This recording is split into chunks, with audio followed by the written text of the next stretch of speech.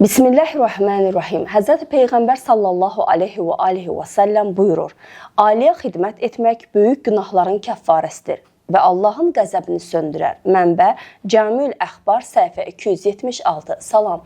Hər vaxtınız xeyir və bərəkət dolu olsun. İslami Dəyərlər verilişinin izləyiciləri. Bugün studiyamızın qonağı Hikmət və Elm Tədris Mərkəzinin müəlliməsi Aygün Hüseynovadır. Xoş gördük Aygün xanım. Xoş gördük Vüsalə xanım. Mən də sizi və izləyiciləri salamlayıram. Bəli, təşəkkür edirik. Aygün xanım, bizim bugün mövzumuz alın yazısıdır. Elmi dildə desək qəzavi qədərdir. Biz bugün bu alın yazısı haqqında danışmaq istərdik. İlkin olaraq da sualımız belə olsun ki, dini mənbələrdən anlayırıq ki və dini mətnlərdə bu qəza və qədər kəlməsinə daha çox rast gəlirik ki, qəza və qədər sistemi var. Nədir bu qəza və qədər? İlkin olaraq inşallah bu haqda geniş məlumat verərsiniz. Buyurun, sizi dinləyirik. Bismillahirrahmanirrahim. Bəli, sizin də qeyd elədiyiniz kimi biz dini mətnlərdə qəza və qədər sistemi barəsində oxuyuruq, rastlaşırıq və qeyd eləyərdim ki, bu mövzu dini mövzular içərisində, İslam etiqadına aid mövzular içərisində yetərincə ciddi və həyati əhəmiyyətli bir mövzudur. Yəni bir kəs qəza və qədərə aid həqiqətləri öyrənsə, mənimsəsə, belə demək olarsa, bir növ həyatın açarlarından birini əldə etmiş olar ki, bu da onun istər bəndəliyinə, dindarlığına, bu dünyadakı bütün o yaşamına müsbət töhfə verə bilər. Bəs nədir qəza və qədər? Qəza və qədər elə adından da görsəndiyi kimi qəza və qədər sözlərinin birləşməsindən əmələ gəlir. Qədər dedikdə leksik mənası cəhətindən yanaşsaq, miqdar ölçü anlamındadır. Amma bir növ dini terminoloji cəhətindən, əqaid elminə aid bir termin olaraq baxdıqda isə mənası hər hansı bir hadisənin həyata keçməsi üçün, hər hansı bir hadisənin baş verməsi üçün ona səbəb olan amil, yəni səbəb-amil mənasını verir. Bəs qəza sözü nədir? Qəza sözü də düzdür ki, biz Azərbaycan dilindəki mənası cəhətindən baxanda ilk olaraq zehnimizə bir növ mənfi yüklü məna gəlir, bu məna canlanır. Amma qəza əslində hər hansı bir hadisənin yəni qətiləşməsi, onun həyata keçməsi, baş verməsidir. İndi bu hadisə müsbət yüklü də ola bilər, mənfi yüklü də ola bilər. Yenə də deyirəm. Məsələn, biz adətən qəza deyəndə bir yol nəqliyyat hadisəsi, hər hansı bir mənfi yüklü bir qəzanın baş verməsi hala gəlir. Amma məsələn, tutaq ki, bir insan universitetə qəbul olub, bu da bir qəzadır. Yəni, bir həyata keçmiş bir hadisədir, amma müsbət yüklüdür. Və yaxud ki, bir insanın övladı dünyaya gəlir, bir qəza baş verir. Bu, yəni baş verən bir qəzadır, bir hadisə ki, gerçəkləşdi, amma müsbət yüklüdür. O da bilər ki, bir insan xəstələndi və yaxud da bir insana bir bəlaya düçar oldu, bəla baş verdi, onun üçün bu mənfi yüklü, mənfi anlamda olan qəzadır. Xülasə, yəni qəza bir hadisənin gerçəkləşməsi, qətiləşməsidir. Demək Sərafan, məsələn, biz Quranda belə bir ayəyə rast gəldik ki, aləmlərin Allahı buyurur ki, göyləri və yeri yoxdan yaradan odur. Bir işin yaranmasını, yəni onun qətiləşməsini, qəzasını istədiyi zaman ona ol deyər olar. Və yaxud da ki, başqa bir ayədə Allah buyurur ki, biz hər bir şeyi öz qədərində, ölçüsündə yaratdıq. Yəni, əslində baxsaq Quranda biz qədər və qəza sözlərinə çox rast gələrik. Məsələn, İmam Rıza əleyhissalam buyurur ki, qədər baqilik və fanilik baxımından hər bir şey üçün götürülən ölçüdür. Qəza isə bir şeyin qətiləşməsidir, yəni onun vücuda gəlməsi, gerçəkləşməsidir. Əlbəttə, Quran ayələrində qəza və qədər sözlərinə rast gəlmək çoxdur. Biz bunlardan bir-iki dənə nümunə olaraq qeyd elədik. Onu qeyd eləmək lazım ki, bir elmi bir tərif olaraq ki, bir və ya bir neçə qədərin nəticəsində qəza baş verir. Amma bu qədərlərin qəza və qədər sistemində təsiri, yəni yaratdığı qəza individualdır, özünə məxsusdur. Məsələn, biz dini mətnlərdən öyrənirik ki, sədəqə əməli bir çox bizim belə deyək də bilmədiyimiz o mücərrəd təsirlərə malikdir. Məsələn, sədəqə ödədikdə insanın rozisi çoxalar, sədəqə ödədikdə insanın ona üzü verəcək bəlalar geri qayıdar və s. Bu bir növ həmin qədərin ümumi təsiridir. Amma görəsən bu özü bir qədər olaraq hər kəsdə eyni cür, hər kəsin qəza və qədər sistemində eyni cür təsirini qoyur. Deyəcək ki, yox. Qəza və qədər sistemi hər şeyi dəqiqliklə hesablayaraq o qədərə uyğun adekvat qəzanı verir. Məsələn, tutaq ki, 2 nəfər eyni vaxtda, eyni miqdar, məsələn 10 manat miqdarında sədəqə əməlini həyata keçirir. Bu onlar üçün bir qədər olur ki, onların qəza bu qədərində başqa bir qəzaya səbəb olacaq amil rolunu oynayır. Amma baxmayaraq ki, əməl eynidir və hətta ödənilən o məbləğin də miqdarı eynidir. Amma qəza bu qədərdə ikisi üçün qoyulan təsir, səbəb olduğu qəza fərqlidir. Niyə? Çünki bu həmin insanların ruhiyyəsindən, o əməli icra eləyərkən niyyətlərinin necəliyindən, nə qədər xalis olmasından, o əmələ qədər ki, bütün mərhələlər, hansı əməlləri etmişlər. Hətta deyərdim ki, bütün onun uşaqlıq dövrünü, yəni necə, bütün o böyüdüyü mühit, hansı mühitdə böyüyüb, nələrdən tərslənib, yəni hər şeyini hesablayaraq qəza bu qədər sistemi ona adekvat qəzanı verir, yəni ona uyğun hadisəyə səbəb olur. Hətta deyəcəyik ki, Rüsalə xanım, təsəvvür, mən indi 2 nəfəri misal çəkmişdim, hətta bir nəfərin üzərində misalı quraq. Tutaq ki, mənim indi verdiyim eyni miqdar sədəqə ilə, tutaq ki, 1 saat sonra verdiyim sədəqənin də mənim qəza bu qədər sistemində səbəb olduğu nəticə, həmin o qəza, həmin o hadisə fərqlidir. Niyə? Çünki ola bilər mən indi onu verəndə tamam başqa ab-ı havada olmuşam, yəni mənəvi atmosfer cəhətindən qəlbim daha çox riqqətə gəlmişdi, daha çox ixlaslıydım, mütləq də yəni bütün ruhiyyəm yaxşı haldaydı. Ola bilər 1 saatdan sonra etdiyimdə heç o cürə olmamışam, bəs və ilə axır. Yəni burada o qədər incə nüanslar var ki, qəza bu qədər hamısını hesablayır. Hətta başqa bir nümunəni də qeyd eləmək olar.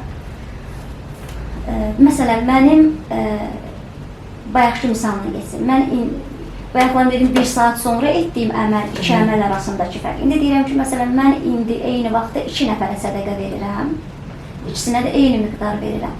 Bu insandan, bu insana verdiyim sədəqənin, yəni etdiyim bu əməl bir qədərə çevrilir də mənim üçün taleyimdə, qəza bu qədəmdə. Yaratdığı nəticə, səbəb olduğu qəza fərqlidir. İndi misalı belə quraq. Tutaq ki, bu 2 nəfərdən biri mənim tanıdığım insandır, mənə bir yaxınlığı olan adamdır. Orada mənim niyyətimə bir başqa bir şey qarışmışdı filan. Amma bu birisi heç tanımadığım idi və buna elə idi ki, buna daha çox can yandırdım, bunu daha çox ürəyim riqqətə gəlmişdi.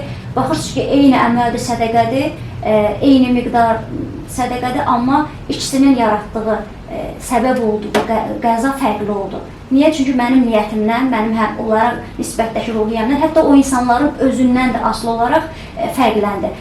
Çünki onların özünün də verdiyi reaksiya başqadır. Yəni biz birazdan deyəcəyik ki, biz insanlara ki, yaxşı əməl eləyirik və yaxud da ki, pis əməl eləyirik, onların qəlbində müsbət və ya mənfi hisslərə səbəb olur, o da bizim qəza bu qədərimizdə təsir olur. Ona görə bax, demək istəyirəm ki, qəza bu qədər sistemi bu qədər ciddi, bu qədər incə, bu qədər hər şeyi dəqiqliyi ilə hesablayaraq adekvat bir qəzanı ortaya qoyur. Və bilirsiniz, bəzən insanlar elə bilirlər ki, onların həyatında hər hansı bir hadisə gerçəkləşəndə aləmlərin Allahı bizzat özü bu işi icra edir. Biz dini mətnlərdə də bu cür təbirlər görürük Allahın adından ki, məsələn, hədislərdə, Quran ayələrində ki, yəni mən Allah özünə nisbətdə deyir ki, belə edərik filan, biz belə görürük. Amma əslində onun altında yatan məna odur ki, Allah sistemi diqqətə çatdırmaq istəyir. Bilirsiniz, qəza bu qədər sistemi aləmlərin Allahının rəhmətindən, qüdrətindən, onun elmindən nəşət tapmış bir sistemdir. Qeyd elədiyimiz kimi, həddindən artıq incə dəqiqliklə hər şeyi hesablayaraq fəaliyyət göstərən bir sistemdir. Amma təbii ki, onun varlığı da, necə ki, aləmdəki bütün varlıqların varlığı Allahın sayəsində sürdürülür. Bu sistemin də fəaliyyəti, bütün o işi Allahın sayəsində var. Amma biz deməyəcəyik ki, yəni Allah bizzat gəlir fərdlərin həyatında, bunun uşağı xəstələndi, Allah xəstələndirdi. Bunun başına filan bir hadisə gəldi, Allah etdi də deyil. Bu söz yanlış anlaşılmasın. Təbii ki, hər bir şey Allahın sayəsində ayaqdadır. Bütün hadisələrin, belə deyək, arxasında Allah dayanır. Amma Allahı gətirib insanların həyatında hər bir işin içine salmaq, bilirsiniz, bu çox qeyri-elmi bir yanaşma olar. Aləmlərin Allahı belə işlərdən çox paçdır, çox münəzzəhdir. Allah bir sistemi yaradıb, o sistemi xeyir üzrə, belə deyək, fəaliyyət quran sistemdə qurub və bir növ o sistem insanın xeyrinə çalışır da, yəni onun mexanizmi belədir. Və müəyyən bir qanuna uyğunluğu var. Bütün aləm həmin o sistemin, həmin o səbəb-nəticə sisteminin sayəsində fəaliyyətini o cür qurur. İstər mücərrəd aləm, istər maddi aləm. Və bizim etdiyimiz əməllər o sistemin qanuna uyğunluğu qaydalarından, yəni asılı olaraqdan bizim həyatımızdakı müəyyən hadisələrə səbəb olur.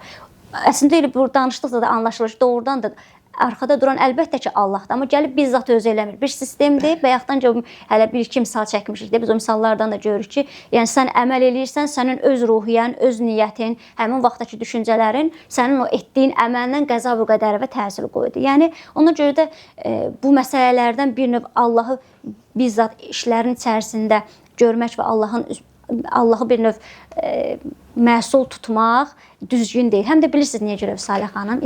Bu səbəb ola bilər ki, insanlar bilirsiniz necə Allahdan yersiz gözləntidə olarlar və yaxud da ki, başa düşməzlər ki, həyatlarının belə deyək də məsuliyyəti öz üzərlərindədir. Məsələn, Allah uşağımı xəstələndirdi. Allah mənim filan yaxınıma filan mənfi hadisəni elədi. Özü bilən məsləhətdir. Rəbbimizdir. Biz ona tabeyik. Amma bilməliyik ki, yəni bizim özümüzün əməllərimizin nəticəsindədir. Və bilirsiniz necə? Onda elə belə olardı ki, insanlar ancaq duada əyləşərdi, ilahi, filan işlərimi, filan əməl də eləməzdi. Yəni demək ki, bu deyil də, belə deyil. Yenə dedim ki, bu sistem, qəza və qədər sistemi və bu aləmlərin Allahının rəhmətindən, qüdrətindən, elmindən nəşət tapan bir sistemdir və onun sayəsində varlığını sürdürür.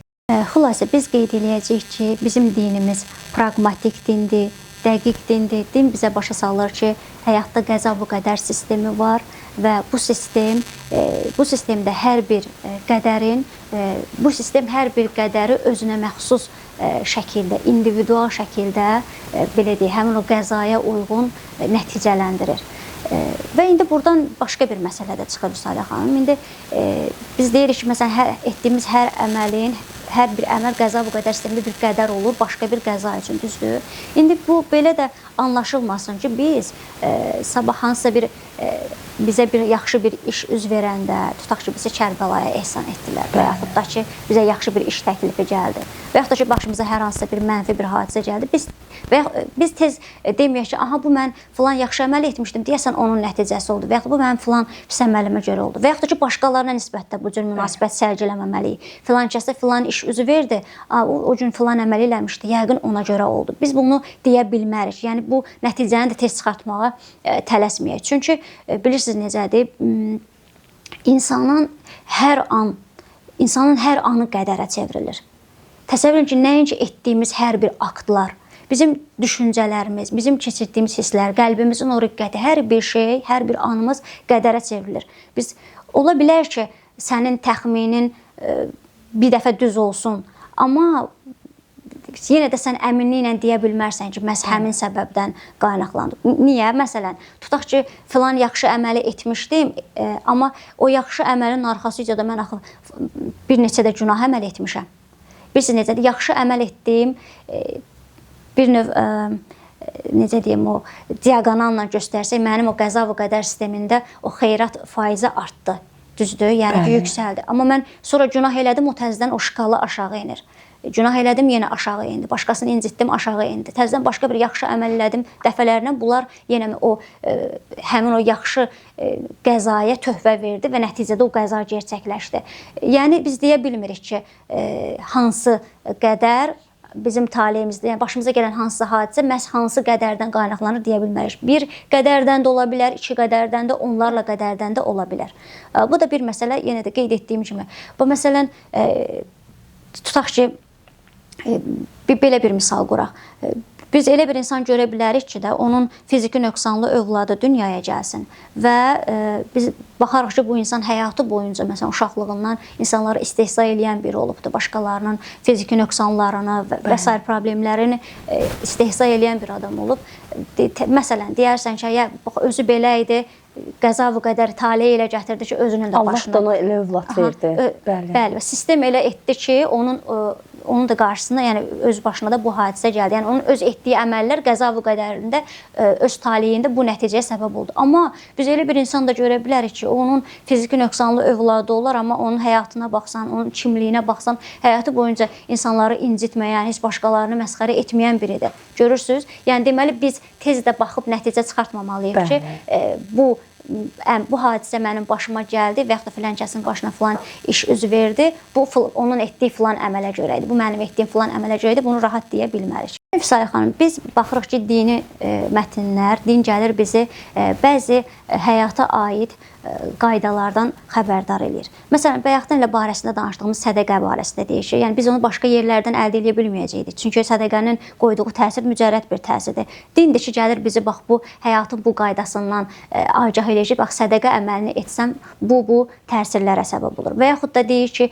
silə-i rəhmi yerinə yetirin, insanın ömrü uzanır. Hətta biz bəzi hədislərdə görürük ki, rəqəm belə qeyd olunur ki, insanın 33 il ömrü uzana bilir. Və yaxud da ki, qohumlarla əlaqəni kəsmə bu ömrün qısalmağına səbəb ola bilər. Ağ valideyn olmayın, başqalarını məsxərə etməyin və s.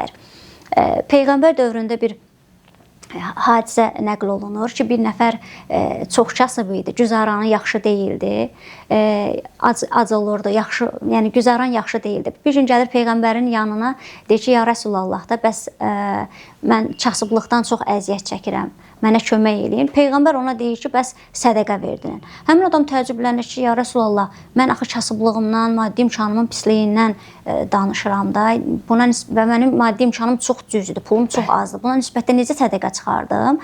Peyğəmbər də buyurur ki, yox, sən sədəqəni çıxartma. Bu adam gedir, bu əməli eləyir və həmin insanın kasıblığı aradan qalxır və maddi durumu yaxşılaşır. Biz görürük ki, sədəqə həmin onun qəza və qədər sistemində o təsirini qoydu. Bundan başqa nəyə qeyd eləmək istəyirəm Müsalə xanım? İnsanın nəinki etdiyi yaxşı əməllər, xeyrat əməllər, eynilə günahlar da qəza və qədər sistemində təsir qoyur təbii ki. Yaxşı əməl edirsən, yaxşı qəzaya səbəb olur, pis əməl edirsən, günah əməl edirsən, o da ona adekvat, mənfi təsir qoyur. Hətta biz günahla bağlı belə bir söz eşidirik ki, yəni hədis var ki, alimin bir günahı bağışlanana qədər cahilin 70 günahı bağışlanır. Bu nə deməkdir? Çünki insanların etdiyi günahların qəza və qədərlərində qoyduğu təsir də yenə şəxsə görə dəyişir. Eyni bu hədisdə gördüyümüz kimi. Bunun mənası belə başa düşülməsin ki, məsələn, bir növ sanki Allah demək istəyir ki, sən alim idin, sən günah etməməli idin, ona görə səni biraz gec bağışlayacağam, çətin bağışlayacağam. Yox, belə deyil. Bunun bir ontoloji izahı var. Bu nə deməkdir? Alim nə deməkdir? Alim o deməkdir ki, onun həqiqətlərdən xəbəri var. O maariflənmiş bir şəxsdir, elmlidir, onun ruhiyyəsi başqadır. Bir alimin bir günahı etməsi o deməkdir ki, yəni bu öz bütün o bildiklərinin, elminin əksinə gedərəkdən. Yəni onun üçün günah etmək əslində asan deyildir. Görürsən, nə baş verdi ki, o bütün o bildiklərinin, elminin, o ruhiyyəsinin əksinə gedib də o günahı etdi. Və bu o deməkdir ki, həmin günahı eləyəndə də onun təsirlənməyi başqa cür oldu. Axı insan etdiyi əməllər, biz demişdik ki, insan hər bir əməli icra eləyəndə 3 əsas təsiri var.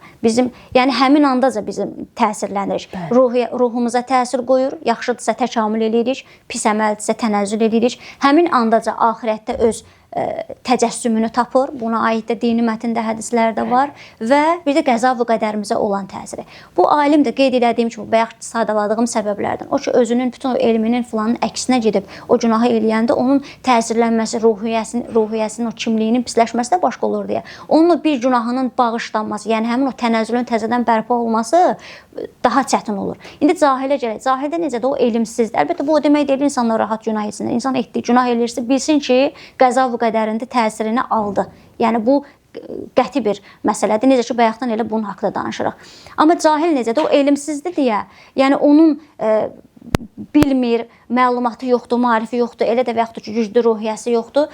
Onun etdiyi əməllərdən təsirlənməyi aliminki qədər olmadı deyə hədis bu nisbətdə izah eləyir. Biz buna misal üzərində də baxa bilərik. Məsələn, tutaq ki, qonşu bizə nisbətdə hansısa bir yaxşı olmayan bir iş tutub, övladımız da biz də bunun şahidiyik. 10 yaşlı uşağımız da buna əsəbləşir ki, o nə üçün belə elədi və mən də əsəbləşirəm, düzdür. Və o uşaq az yaşlıdır deyə, elmsizdir deyə, o gedib rahat həmin o qonşuya əks fikirlərini deyə bilər, acıqlana bilər, yaxşı olmayan sözlər işlədə bilər. dərhal düşünmədən hesab kitabsız, amma böyük o qonşunun etdiyi əmələ nisbət ona cavab verməsi üçün 100 dəfə hesab kitab eləyir. Axı qonşu yox, axı filan gün mənə yaxşı əməl etmişdi, bəlkə bilmədən eləyib. Belə deyərəm münasibət daha da pisləşər. Yəni görürsüz böyükdür deyə hesab kitabı çox olur. Rahat da deyil onun gedib eləməyi. Görürsüz o uşağın heç elədiyi əməl ki var, yəni getdi o qonşuya yaxşı olmayan sözlər dedi filan, heç ona o qədər də yəni belə qınanılmazdır ki, o uşaqda. Amma böyük gördünüz nə qədər hesab kitab elədi. Həmin o bayaqçı alim və cahil məsələsi ilə bağlı olan hədisdə bu təbirlə izah olunur. Yəni biz burada nəyi anlayırıq? Bizim kimliklərimiz də rol oynayır. Həmin o etdiyimiz əməllərin qəza və qədərdə qoyduğu təsirdə. İstər yaxşı əməllərimiz cəhətindən, istər pis əməllərimiz cəhətindən. Bir də yenə də belə bir ifadə işlənir, cəza sözü. Biz cəza sözünü öz dilimizdə yenə də mənfi mənada başa düşürük. Amma ərəb dilində cəza bir şeyin yəni əvəzi, bir şeyin müqabili. Məsələn, mükafat cəzası da ola bilər, bəla cəzası da ola bilər. Nə demək istəyirəm? İnsan istənilən bir əməli edəndə bilməlidir ki, etdiyi əməlin necəliyinə uyğun olaraq onu hansı ruhiyyədə, hansı hisslərlə, düşüncələrlə necə eləyibsə, ona adekvat ya o mükafat cəzasını, yəni o müsbət nəticəni və yaxud da ki, bəla cəzasını və yəni mənfi nəticəni həmin andaca alıbdır. Bu da bir məsələ qəza və qədərlə bağlı. Kimlik məsələsi ilə bağlı belə bir hadisəni də misal gətirmək olar. Məşhur ariflərdən olan Şeyx Rəcəbəli Xəyatın həyatından nəql olunur. Onun Məhəbbət İksir adlı kitabı var, elə orada da qeyd olunub. Deməli, onun dövründə bir insan olur, bir xanım olur. O xəstəlikdən əziyyət çəkir, nə qədər yerlərə müraciət eləyir filan, bunun probleminin səbəbi tapıla bilmir, əlacı tapıla bilmir. Axırda belə qərara gəlirlər ki, bəlkə zəmanəmizin o arifinə, ki, arif biz bilirik necə bir şəxsdir, ona müraciət edir, bəlkə bizim, yəni mənim bu problemimin altında bir mücərrəd səbəb dayanır. Doğrudan da belə olur. Həmin arifə yaxınlaşanda o deyir ki, bəli, sizin bu xəstəliyinizin səbəbi mücərrəd amildir. Siz evdə az yaşlı qızınızın qəlbini qırmısınız. Onun ürəyi sizdən narahatdır, ona görə bu xəstəlik sizin başınıza gəlib. Onunla münasibəti düzəldin, onun könlünü alın, problem həll olacaq. Doğrudan da o xanım gedir, bilirsiniz necə, özü məsələ dildə də deyil, doğrudan o uşaqla elə rəftar edir ki, onun doğrudan könlünü ələ alır. O ki, onun qəlbi narahat idi, o hər narahat olduqca bu ananın qəza və qədərinə mənfi təsir gedirdi.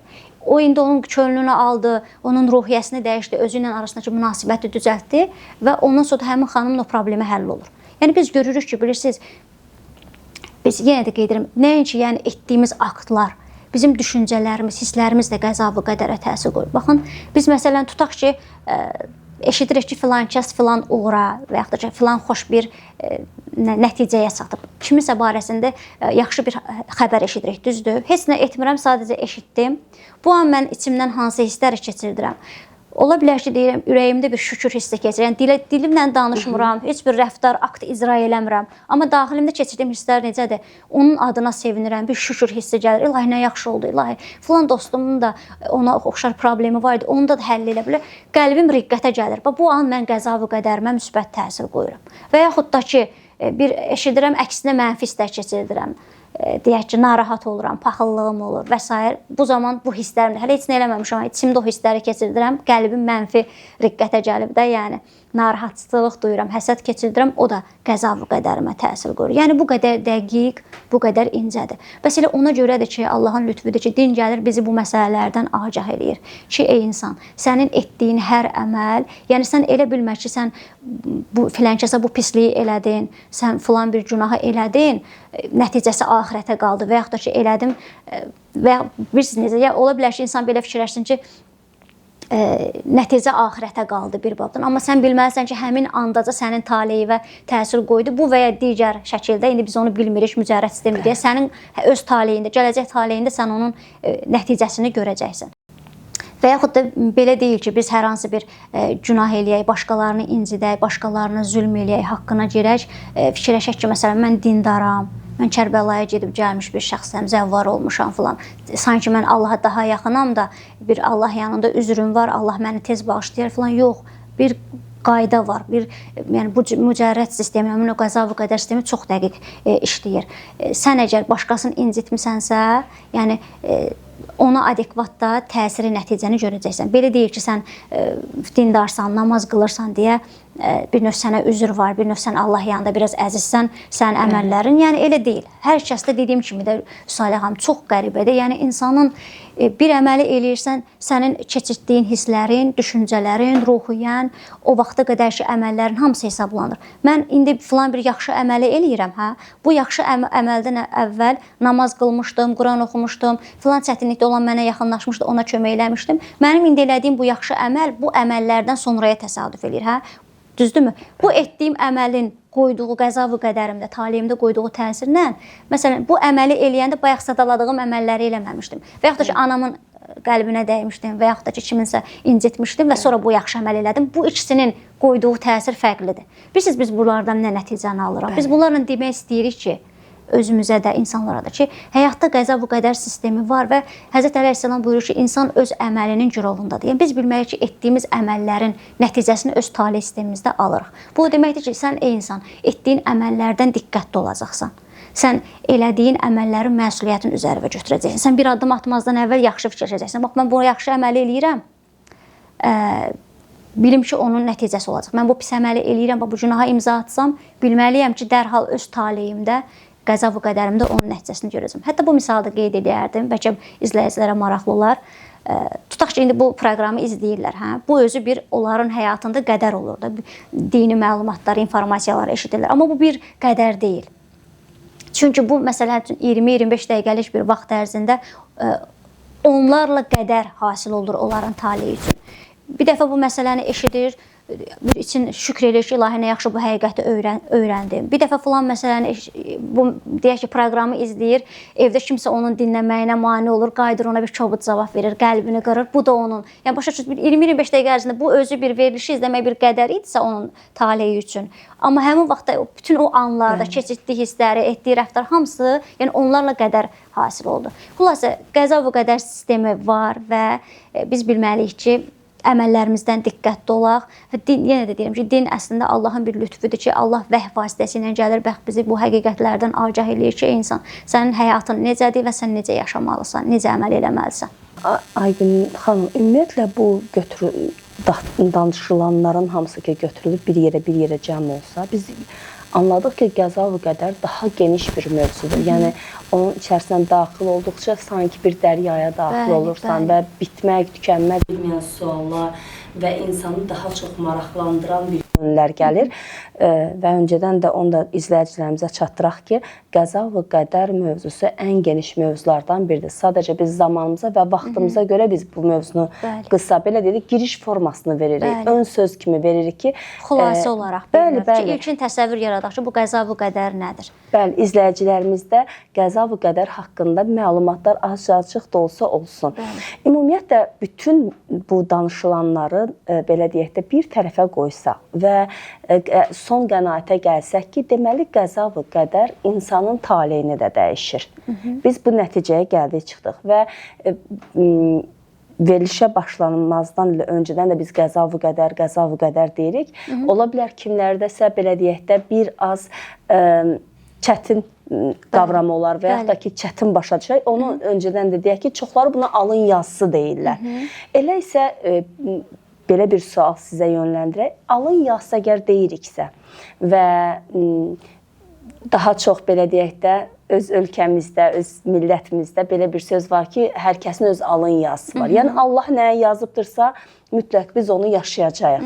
Yəni, alın yazısını o qədər qısa kəlmə ilə demişik ki, yəni ki, daha ki, dünyaya göz açan gündən, ölən günə qədər sənin hər bir şey alın və yazılıbdır və bunları sən mütləq yaşamalısan.